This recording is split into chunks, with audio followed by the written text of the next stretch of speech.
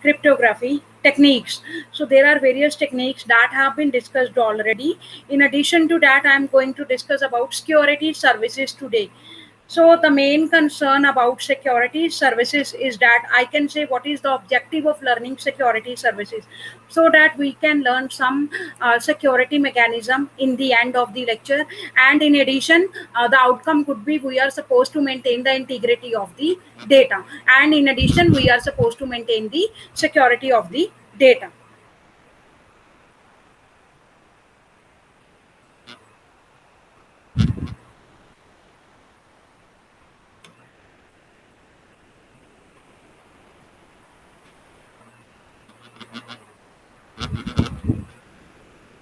So what is security service basically?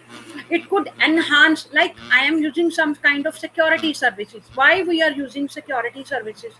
So that because network cryptography deals with cryptographic functions, mean to say I am supposed to transfer some data, I am supposed to retain data, I am supposed to maintain the data, and in addition I am supposed to I am concerned with various steps to maintain the integrity of the data, to maintain the consistency of the data, to maintain the security of the data. Now every technology works on data. Every technology works on data. In order to protect the same, there are certain measures that could be used, there are certain mechanisms that could be applied. Because today's in today's era, every human being is concerned with huge data. He is having mobile phone, he is having laptop, because these things are generally normal nowadays. In addition, he is having number of social accounts, social media accounts. In addition, he could be having number of personal accounts. It could be related to banking transactions. In addition, he is having business accounts. So there are certain number of accounts that are available, and that accounts need certain amount of information or certain amount of data, and that information is to be protected by some means. So it could not be freely available. For example, if I am talking about internet, huge data, internet is a collection of huge data. So there could be some mechanism that could be applied here. Why we are using HTTPS instead of HTTP? So that we are operating in the secure environment, because there are some sites that seems to us that, or that seems to the internet that they are malicious sites, so they prevent us from opening the same site over the internet.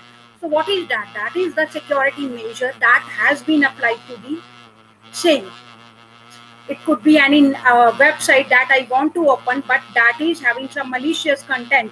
So that is why I am unable to open the same, or there could be a warning that could be given to me constantly, so that I could be aware about opening that, so that I could open that it on my own risk, because it could make changes to my system.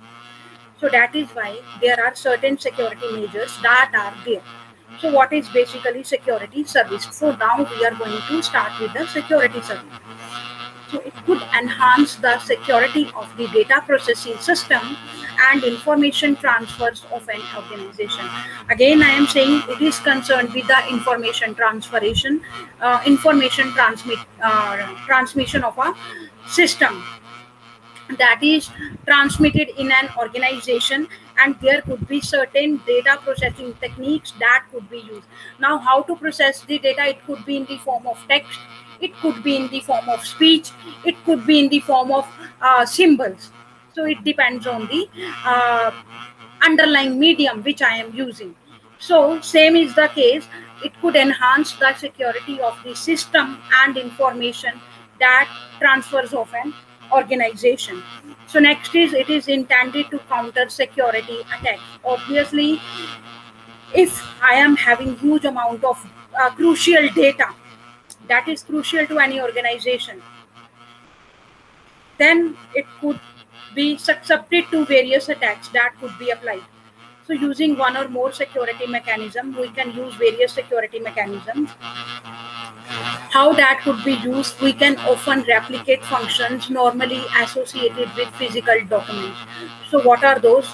For example, we could have signatures, yes, dates, need protection from disclosure, by putting seals over the information that is to be transmitted. Tampering, it could not be tampered. If the data is tampered, the receiver could not receive the information, or any kind of destruction that could be applied to the same. So it could be witnessed, it could be recorded, it could be licensed. So there are various security services that are being provided. So what are those? X.800 certificate or RFC 2828. So what is X.800 certificate? It is a service provided by a protocol layer of communicating open systems. It could ensure adequate security of the system or of the data transfer. Next is RFC 2828, that is a processing or a communication service provided by a system to give a specific kind of protection to system resources. So next is what are the main points of concern regarding security services, basically X.800. The first one is authentication, mean to say we can assure that the communicating entity is the one that is being claimed. Second is access control. So what is access control? Why we have applied access control here? Because so that no unauthorized user could not access the information. So prevention of the unauthorized use of the resource. Third is data confidentiality, that is protection of data from unauthorized disclosure. Next is data integrity, that is assurance that data received is as sent by the authorized entity. Next is non-repudiation, that is protection against denial by one of the parties in a communication.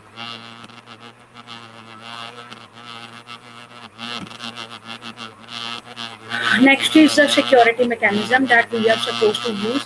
What could be the security mechanism? It could be any cryptographic algorithm that we are going to use, or it could be any cryptographic technique that we are going to use.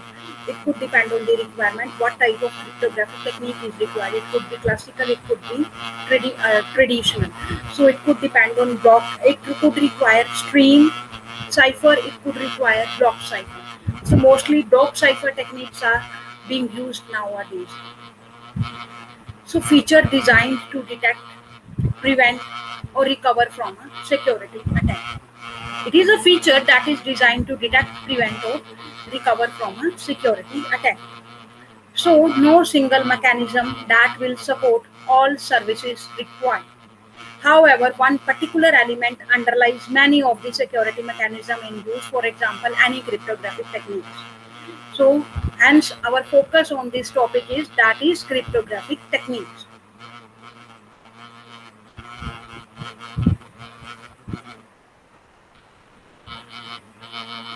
So in addition, there are various major points of concerns regarding security mechanism X.800. So what are those? That is specific security mechanism and pervasive security mechanism. So what is specific security mechanism?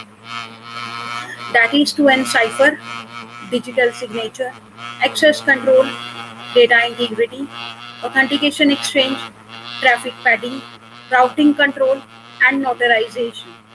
So these are all the terms that have been already discussed one by one in the previous lectures.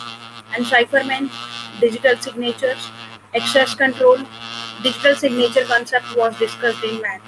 Access control are daily, it is the part of my daily routine that I am supposed to discuss about access control, data integrity, authentication exchange, traffic padding, routing control, and notarization. Next is pervasive security mechanism. It could be trusted functionality that could be used, security labels could be used, event detection measures could be used, event audit trials could be there, and security recovery mechanism could be used. So these are the models for the network security. Have a look at the same. Trusted third party. This is the opponent that wants to hack the information. It could be a message that is concerned with the sender, and sender is sending some kind of message, and security related transformation is being there because it is a message is a secret information. So secure message could be sent, and it could be attacked by any opponent, and there is an information channel that is being used, and secure message is being sent to the recipient, so it is receiving the secure message. Security related transformation is happening here, and in the end it is receiving the secure message. Even after the opponent is there, that is third party is there, but it is a trusted third party who is a distributor of the secret information. So in this way, opponent could attack at the system, and I can put trusted third party here. But what is the work of the third party? If message is to be exchanged between two parties, then it could be easily exchanged.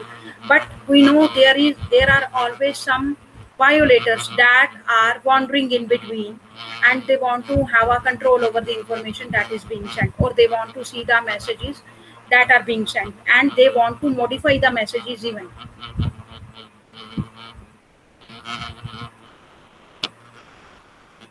No, so model for the network security. What are the main concerns regarding the same? That is, we can use this model that require us to do various things. It could be to design a suitable algorithm for the security transformation, generate the secret information keys that are used by the algorithm. We can develop methods to distribute and share the secret information. We can specify a protocol that could enable the principals to use the transformation and secret information for our security service. So this is the model for the network access security. So this could be opponent. Opponent could be in the form of attack. Opponent could be in the form of virus.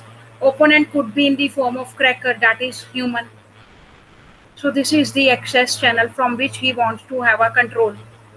This is the gatekeeper function. Either he could allow the traffic or he could block the traffic. So this is basically the information system. So information system is consists of various computing resources. It could be processor, it could be memory, it could be input output devices. Huge amount of data is residing here. There are a lot of processes that are being happening here. Software is residing here. In internal security controls that are being provided to whole lot of information that is here, or I can say information system is secure with the help of some internal security measures. That is why gatekeeper function is there. So what is the function of gatekeeper? It could allow only valid users to enter the information system, and it could block the unauthorized users.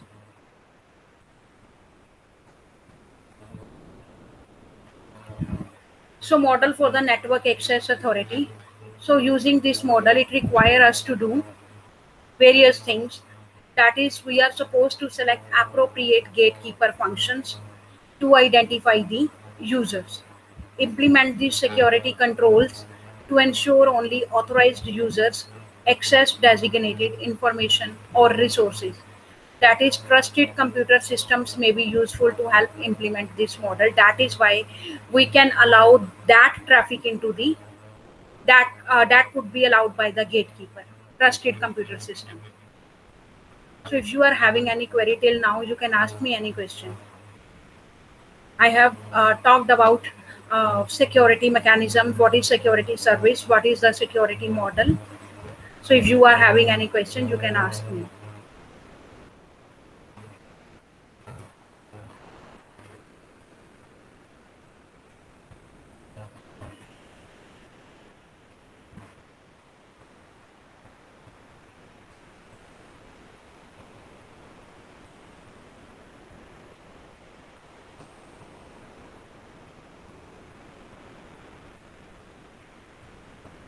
Now, if I want to add more to the security services, Then a range of cryptographic and non-cryptographic tools that could be used to support various services. That is, while a single cryptographic mechanism could provide more than one service, it cannot provide all services. That is also the case in general. One person could not teach all the subjects. One teacher could not teach all the subjects of the computer science. It could be limited to two subjects, it could be limited to three subjects, but not all the subjects, because there are 46 subjects in, or I can say 40 subjects in computer science. Every teacher is the master of 2 to 3 subjects. Same is the case that is applied to any technique that we are going to use. So first is confidentiality, as we have already discussed. So we are now discussing that term in detail. So when preventing disclosure of the information to unauthorized parties, but that is needed, the property of confidentiality is required. Property of confidentiality, it is required. Now cryptography is used to encrypt the information to make it unintelligible to everyone, but those who are authorized to view it. So to provide confidentiality, the cryptographic algorithm and mode of operation needs to be designed and implemented in such a way that unauthorized party will be unable to determine the keys that have been associated with the encryption or have the ability to derive the information without using the correct keys. Next is the main concern, that is data integrity. So it could provide assurance that the data has not been modified in an unauthorized manner after it was created, transmitted, or stored. So this means that there has been no insertion, deletion, or substitution that is done with the data. So digital signature or message authentication codes are cryptographic mechanisms that can be used to detect both accidental modifications that might occur because of the hardware failure or transmission issues and deliberate modifications that might be performed by an adversary. So while non-cryptographic mechanisms can be used to detect accidental modifications, they are not reliable for detecting deliberate modification. So what is the conclusion about data integrity? Let's say if I am supposed to perform some kind of transaction, then there are certain 3 steps that are associated with that transaction.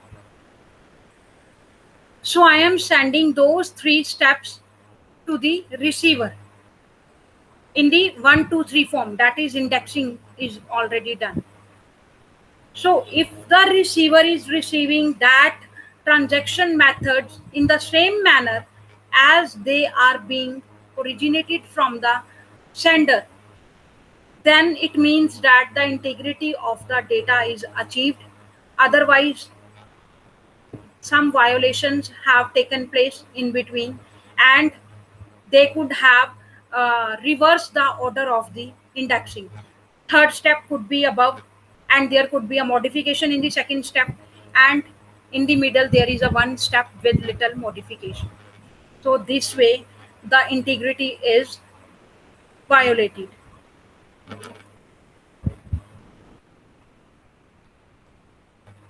Next is authentication.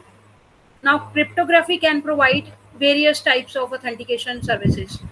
So there are 2 types of basically authentication services that we are supposed to discuss. First is integrity authentication. It can be used to verify that non-modification has occurred to the data. As I told you earlier, that there could not be any modification that could be taking place in between while the data is transmitted over the network. So second is source authentication, can be used to verify the identity of who created the information, such as the user or the system. So source authentication can be used. So digital signatures or message authentication codes that are used most often to provide authentication services, and key agreement techniques might also be used to provide this service. Next is authorization. Next is authorization. So what is basically authorization? Authorization provides permission to perform a security function or activity. So the security service is often supported by a cryptographic service. Authorization is generally granted after the successful execution of a source authentication service.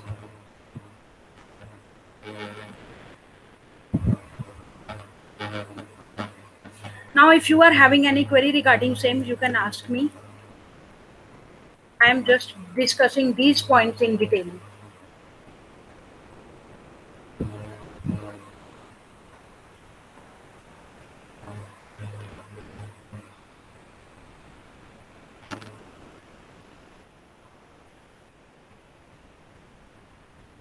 So next is non-repudiation. So what is basically non-repudiation? Because in key management, the term non-repudiation refers to the binding of the certificate subject through the use of digital signature keys and digital certificates to a public key. So when non-repudiation is required for a digital signature key, it means that the signature that has been created by that key has the support of both integrity and source authentication. So services of the digital signature. So the digital signature may also indicate a commitment by the way of creating a certificate subject in the same manner that a document with a handwritten signature would. However, here are many aspects to be considered in making a legal decision regarding non-repudiation, and cryptographic mechanism is considered only one element to be used in that decision.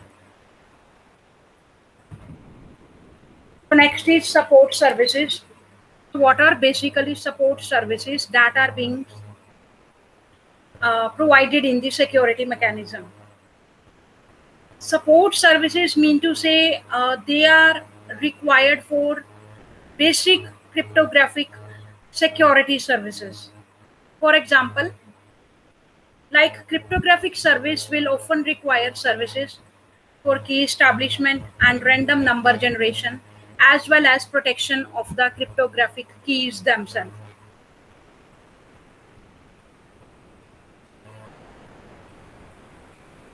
So next is combining services.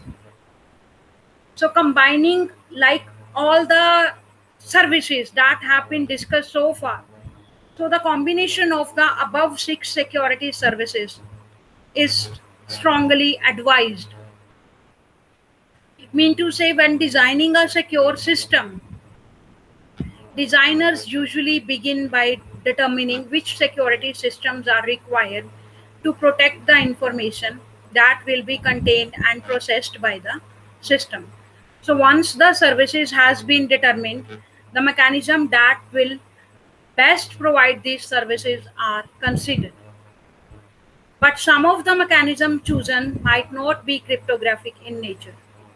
For example, physical security measures such as identification badges, biometric identification, devices may be used to limit access to certain data for confidentiality purposes.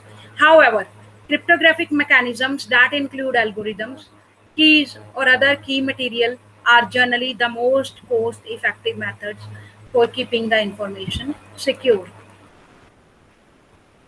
Next is how to manage the keys by the use of the security service.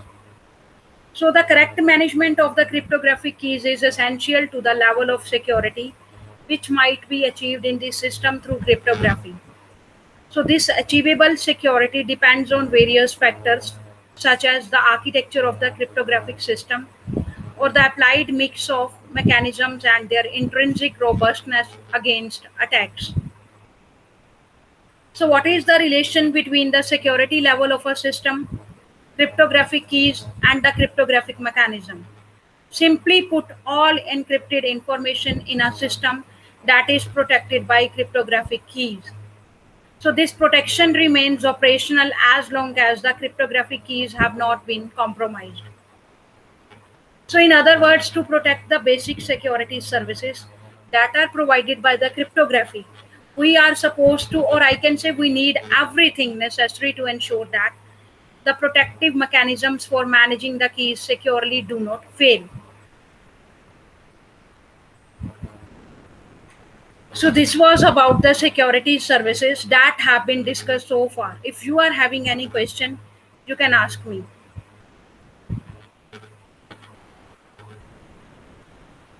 Next, moving to the model.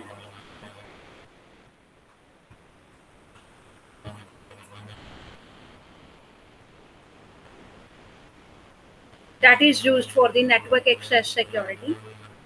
So this is the model that is being used. Now coming to this model, what is the theory behind this model? That is, it is a model for network security access in which this is the information system that is being secured with the internal security measures or internal security controls. And in information system, it is consist of computing resources, and computing resources are further associated with processor, memory, input output devices. So in addition, they could be associated with huge amount of data that is to be protected, because if I am talking about information system, then it could contain huge amount of data. Various processes that are involved here in order to process the data. Next, various softwares that are being used. So there is a security mechanism that is being used, that is a gatekeeper function. So what is the function of gatekeeper? If you remember firewall. So firewall is a term that is being used, either it could allow the gate, it is working as a gatekeeper. It could allow the traffic inside the gate, or it could block the traffic outside. So what does that mean? Authorized users could enter this information system, and unauthorized users could not enter this information system. So this is the access channel through which they can have a control over the information by going through this gatekeeper function. So what is the opponent? What is the function of the opponent here? Opponent could be any human, that is a cracker. It could be any software, for example, virus, worm, that could be there. So this is the whole process of the model for the network security access. If you are having any question regarding same, you can ask me.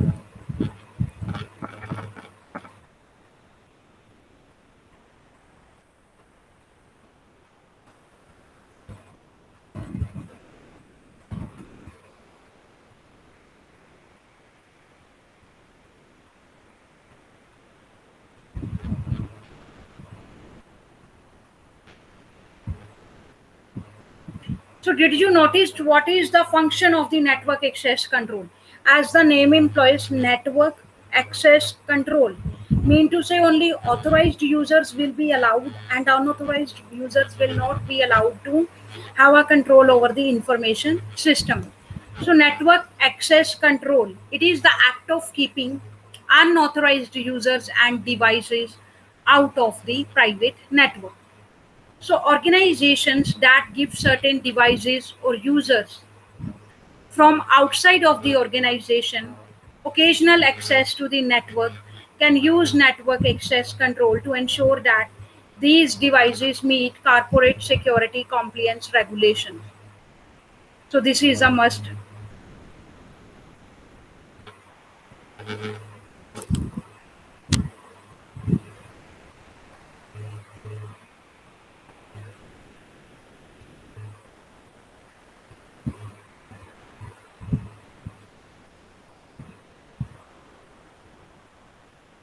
So next is the main point of concern regarding network access control. That is, it is the one aspect of the network security. Mean to say there are many network access controls that were available. That is tools that are available. And the function are often performed by a network access server. So effective network access control restrict access to only those devices that are authorized, and they can follow with the security policies, meaning that they have all the required security patches and anti-intrusion software. So network operators define the security policies that decide which devices or applications comply with endpoint security requirements and will be allowed network access. So coming to the main question, that is, what are the advantages of network access control? What are the advantages of network access control? So one major advantage of network access control is that users can be required to authenticate via multi-factor authentication, which is much more secure than identifying users based on IP addresses or username and password combinations. In addition, secure network access control also provide additional levels of protection around individual parts of the network after a user has gained access. So it could ensure application security, and some network access control solutions may include compatible security controls, for example, encryption and increased network visibility. Next is, what are the common use cases for network access control? What are the common use cases for network access control? So if an organization security policy allow any of the following circumstances, then they need to think carefully about network access control to ensure organization security. So first one could be, bring your own device. So what is the main point of concern? That is, bring your own device. That is, any organization that allows employees to use their own devices or take corporate devices home needs to think beyond the firewall to ensure that network security. So each device creates a vulnerability, or I can say it is creating a risk that could make it possible for cyber criminals to get around traditional security controls. So next is network access for non-employees. So some organizations need to grant access to people or devices that are outside the organization and are not subject to the same security controls. They could be vendors, they could be visitors, they could be contractors. They may all need access to the corporate network from the time to time, but not to all parts of the network and not every day. Use of IoT devices, that is, the Internet of Things has given rise to a proliferation of devices that may fly under the radar of traditional security controls, often residing outside of the physical organization building, but they are still connected to the organization network. So cyber criminals can easily exploit these overlooked devices to find their way into the heart of the network without adequate network access control. And network access control is an important aspect of edge security solutions.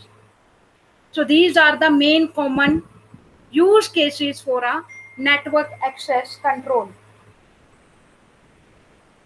If you are having any queries, you can ask me any question. I am giving you a time of 1 minute.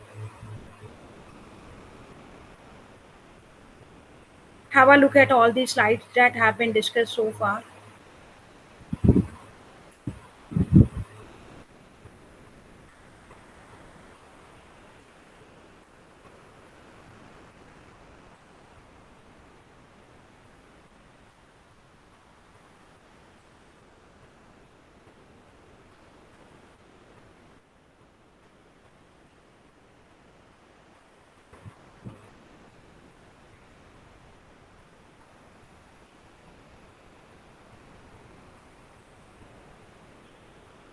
So next we are going to discuss about what would be the capabilities of network access control. What are the capabilities of network access control? So if I am talking about the capabilities of network access control, then there is one important function of network access control, that is limiting network access to both specific users and specific areas of the network. So a visitor may be able to connect to the corporate network but not access any internal resources. So this type of security control would have helped Target avoid the 2013 attack when the hackers gained access to a third party vendor's network and attacked Target when the vendor connected to its network. So next main thing is network access control can also prevent unauthorized access to data by employees by using a gatekeeper function. So in this way, an employee that needs to access the organization intranet still would not get access to sensitive customer data unless their role warrants it and they have been authorized for that access. In addition to limiting user access, a network access control also block accesses from endpoint devices that do not comply with organization security policies. So this ensures that a virus cannot enter the network from a device that originates from outside of the organization. So all the employee devices used for company business must adhere to the company's security policy before they are allowed to have access over the network. So this was the point that was concerned with this, that is opponent. Opponents are not allowed to enter into the system without any authorization. So they have to gain permission first in order to enter into the system. So this was the point that was concerned regarding opponent.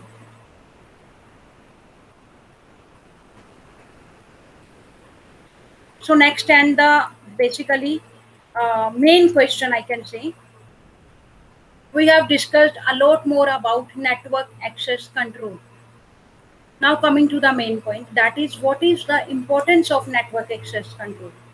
What is the importance? Why it is important to have a network access control? So network access control will not work for every organization and it is not compatible with some existing security controls. But for organizations that have the time and staff to properly implement network access control, it can provide a much stronger and comprehensive layer of protection around valuable or sensitive assets. So IT departments that use virtual machines as part of their data center can benefit from network access control, but only if they are vigilant about the rest of the security control. So in addition, virtualization poses special challenges for network access control because virtual servers can move around a data center and a dynamic virtual local area network can change as the server moves. Not only can network access control for virtual machines open unintended security holes, it can make it challenging for organizations to adhere to the data audit and control standards. So this is because traditional security methods locate endpoints through their IP addresses and virtual machines are dynamic as we all know, and it can move from one place to another place, making them more complicated to secure. So additionally, virtual machines are also very easy and fast to spin up because it could mean that inexperienced IT admin may launch a virtual machine without all of the proper network access control in place. Yet another vulnerability occurs when virtual machines are restored from a rest state. So if no patches appeared while the server was in the rest state, they may not be applied when the machine is redeployed. An increasing number of organizations are adding application security to their network security control to ensure that everything on their network down to the application level is secure.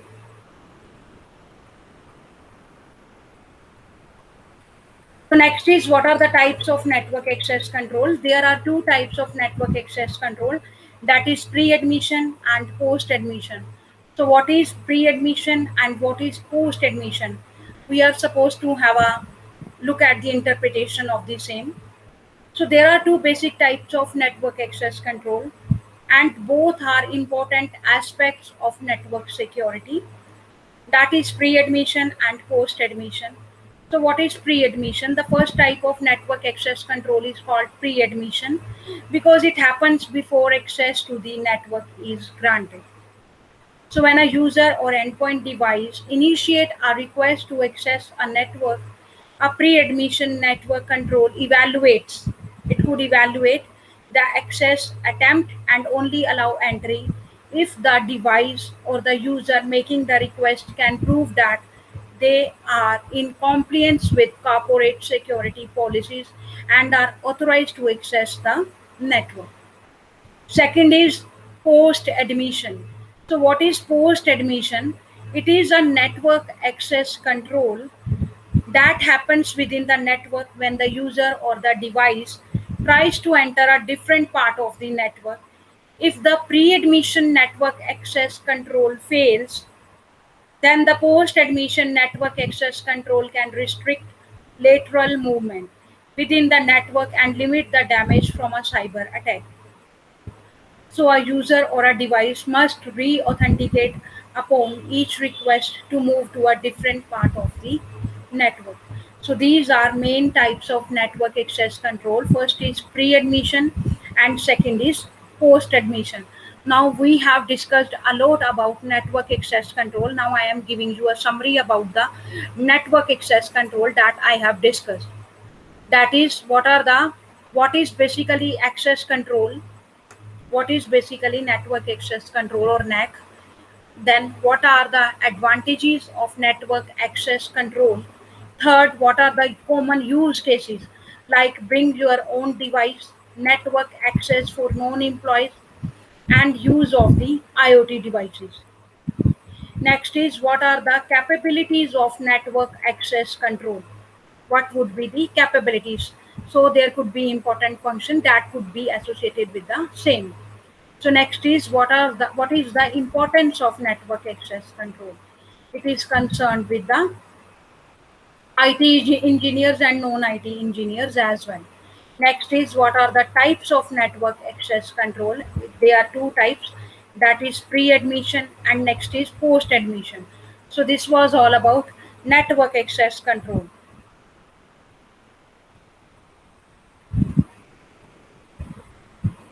So this is the opponent and this is the information system and this is the network access control. So model for the network access security could be, using this model require us to select appropriate gatekeeper functions to identify the users. In addition, we could implement security controls to ensure only authorized users access designated information or any other resources. And third is trusted computer systems may be useful to help implement this model. So this is the summary about today's lecture. That is, we have considered definitions for computer, network, internet security. We have discussed about X.800 standard.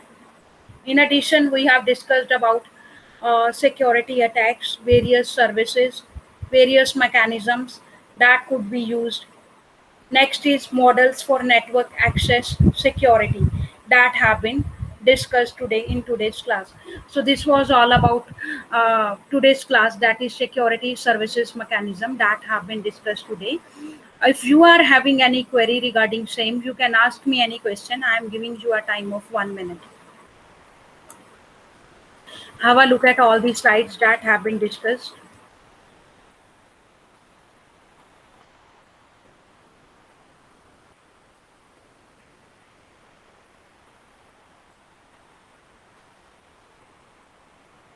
Next is reference book. Reference book is by William Stallings. It could be Atul Kahate as well. You can have a look at the same book as well.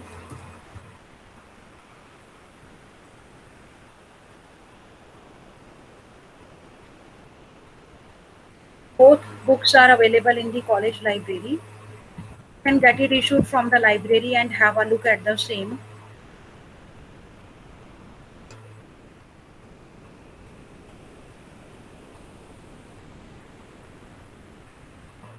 Next is quiz against today's lecture. So there are 10 questions that are given and you are supposed to tick any one answer. And at the end of the lecture, you are supposed to submit me the answers on my email account.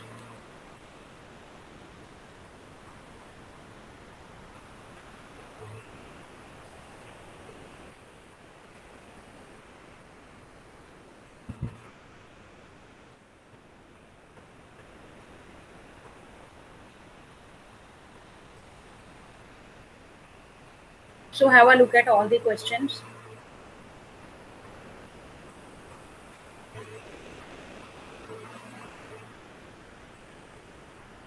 So this was all about today's class. If you are having any query, you can ask me any question. Thank you. Have a nice day.